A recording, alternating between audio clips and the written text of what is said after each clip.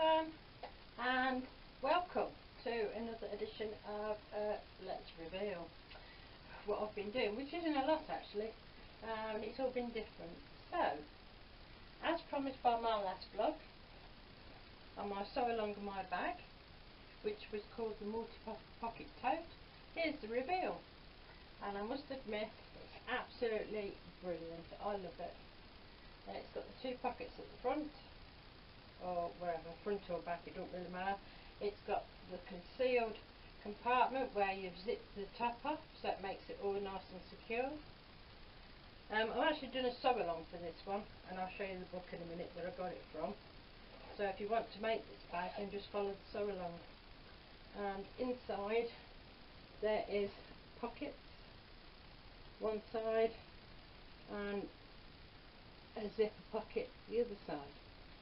And I think it's brilliant. I love it. So there you go. That is called a multi pocket tote, and it's in this book, which I brought off the internet. And there's still quite a few things in there I'd like to make actually, but I think I'm all bagged out at the moment. I've done quite a few just lately. Anyway, that's that one. That's the first one. Thumbs up. Thoroughly recommend it. Easy to follow. If you follow my sewing instructions, when you come to put the top in, this bit for the zip, when you come to put that on, it'll all make sense to you. Love it. That's mine, and no one's having that one. Just have a look. So that's that one done. And this one is 6965. I made my daughter the skirt, and I made her that one there because it's straight down, and I did it all in one colour. I still cut the 8 panels out because obviously it's got something to do with the flow and the way it moves and the design. But I didn't do the two colour panels. So that's one. I haven't got that one to show you because she's actually wearing that. She's on holiday in Italy. Lucky her. So anyway, that's that one. But I did it in this material, and it's a viscose mix, and it's absolutely gorgeous to touch. It's so soft, and it's really, really, really gorgeous material. But I found it difficult to sew with. Now, when I put this together, I didn't think, I measured across the waist once I finished, and I didn't think it was going to fit. And so I didn't finish it. Basically, I put the zip in, the panels together, the zip in and the waistband on. I didn't do the button, and I didn't do the hem, because I thought it's wasted time. I'll send it to her. Spoke to her on FaceTime, on Facebook, sent it to her, and said, find out somebody, I can't take it up because I don't know who it's going to be for, give it to somebody and let them finish it who it's going to fit. I said, and obviously we'll try and make you one a bit bigger. And anyway, she put it on, and it fit her. Totally gobsmacked. So I'm going to make her another one. She don't know yet. I've got some slightly different material. It's probably slightly stiffer. She likes them right down to the floor, and but it'll make my life easier. And that was this is the first time I've tried French seams, but the difficulty I had was doing the French seam on the seam that had the zipper. So I need to look on YouTube to find how that works, or ask somebody. And Shana from Kittenish Behaviour, she does French seams all the time, so when she comes back on holiday, I think I'll message her and ask her how to do that seam, the French seam, with the 8-inch zip at the top. So that'll be something else I've learnt. So that's that one, which was turned out to be a success. This one now, I think, yeah, it is this one. This one is, as you know, my usual, can't go wrong. This one, and I've actually drew my own patterns out, traced my own patterns on paper, because I'm using this all the time and it's just going to wear it out, and I'll rip it and cut it new, and I might not be able to get this pattern again. So so yeah, love this. I've done this many times before, so you know about that one. And this is the extra large, and I've lost a couple of pounds.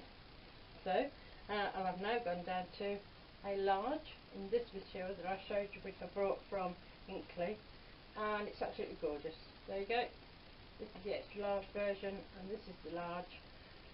So now I'm actually down in the size, and it actually fits across the shoulders better. I should still wear these, but this one actually fits better. Lovely material, absolutely gorgeous. I think I might get some more of this, but in a different colourway or something, if he's got it. Anyway, that's that one. So that was a success.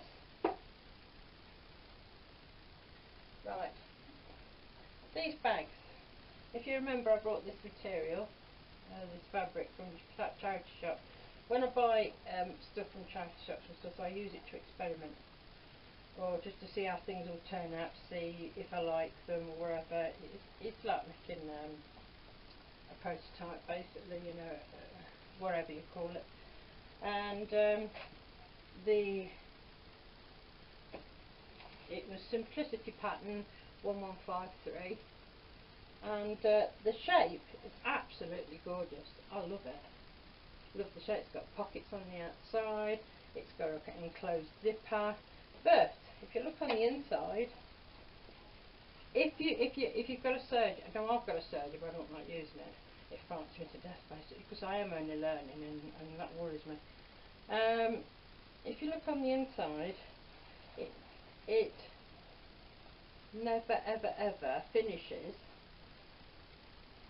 the insides off, so you'd either got to serge them, the seams, so you've either got to serge them or zigzag them, which, if you like, but I like mine to be completely hidden. So I love the outside of the bag, I love the shape, I love that you can just put anything in it. You can use it for many things. It's got open pockets all the way around, all the way,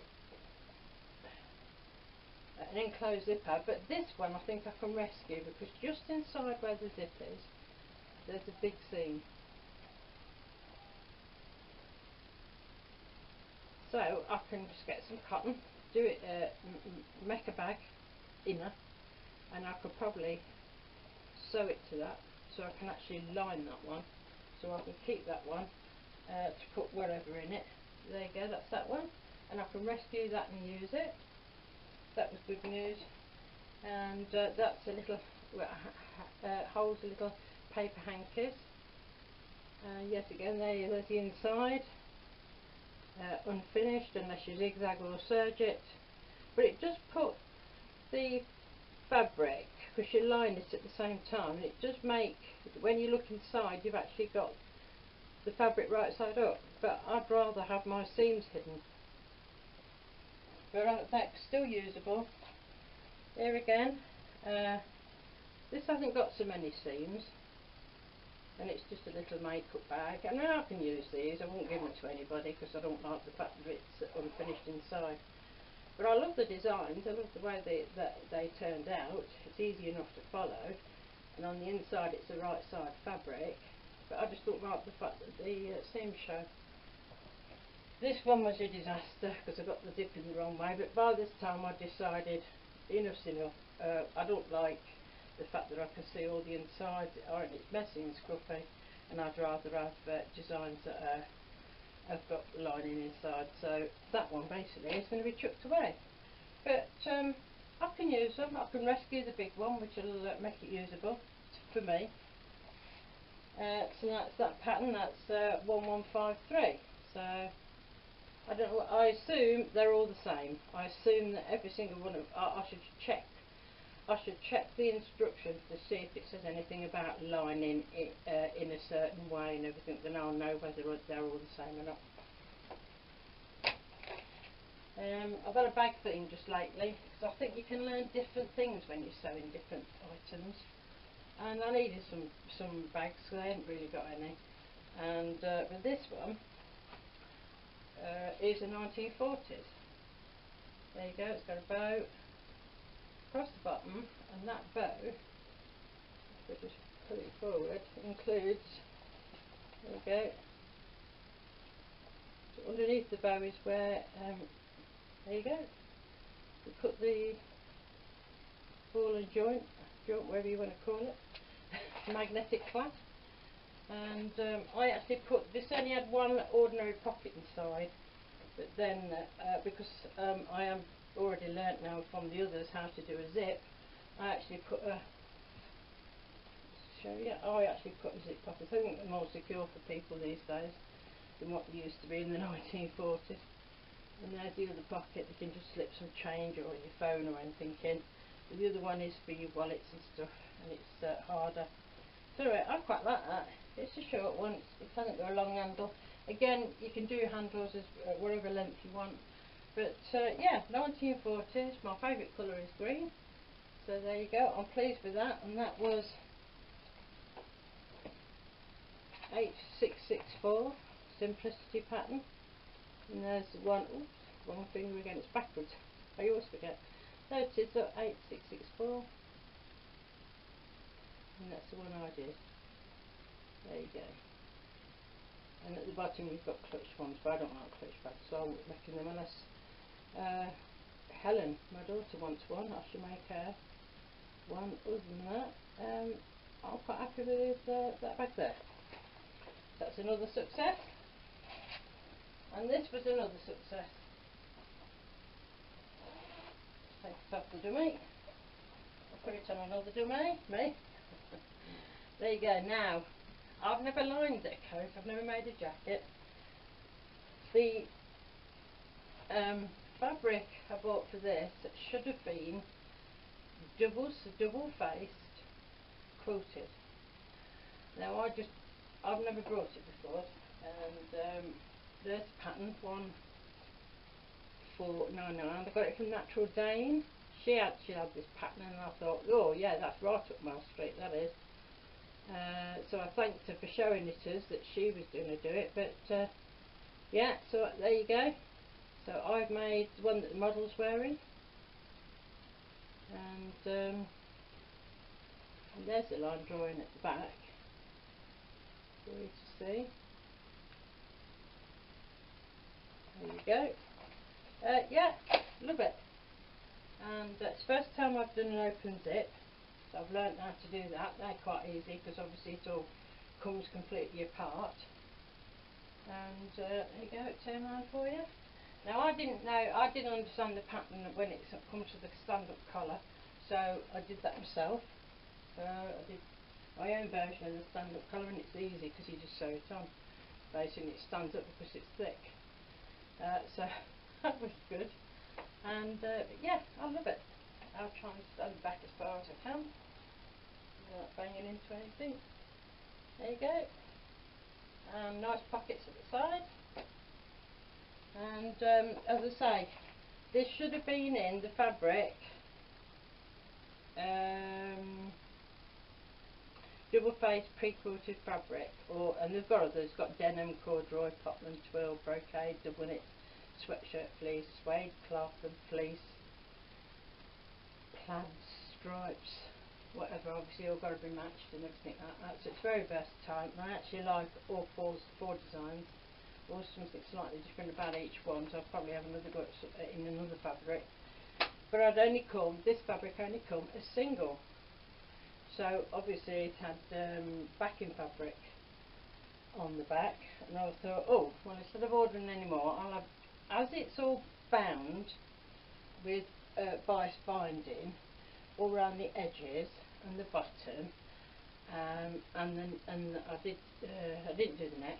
I thought I'll have a go at cutting the pattern out again in lining fabric.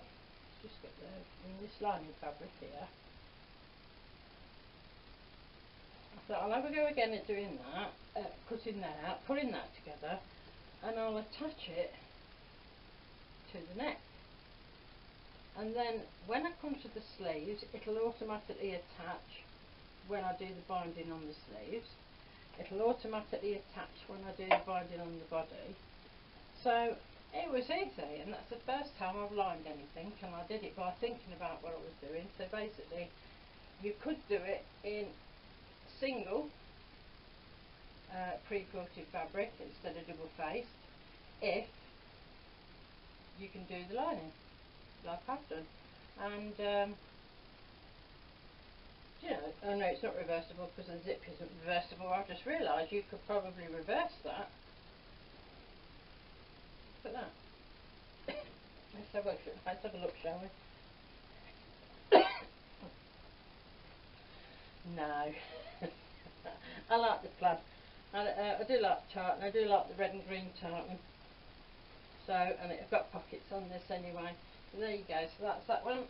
And absolutely love it. And that's what the model's wearing. So there you go. So keep me nice and warm in the winter.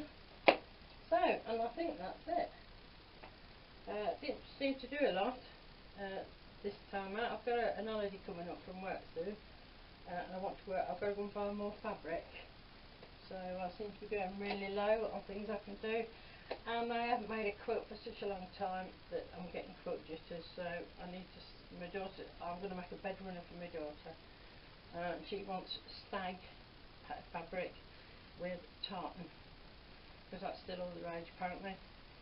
Tartan on the borders and make a runner for the bottom of the bed, so that I get me back into the quilt mode. And yeah, so that's it. That's all I've got. That's all I've made. So thank you very much for joining me, and I hope I've inspired you to do, you beginners, to do a little bit for yourself. And I've got other things, other videos I made of doing that you can do a sew along with. And have a good day and have fun. Bye. Thank you.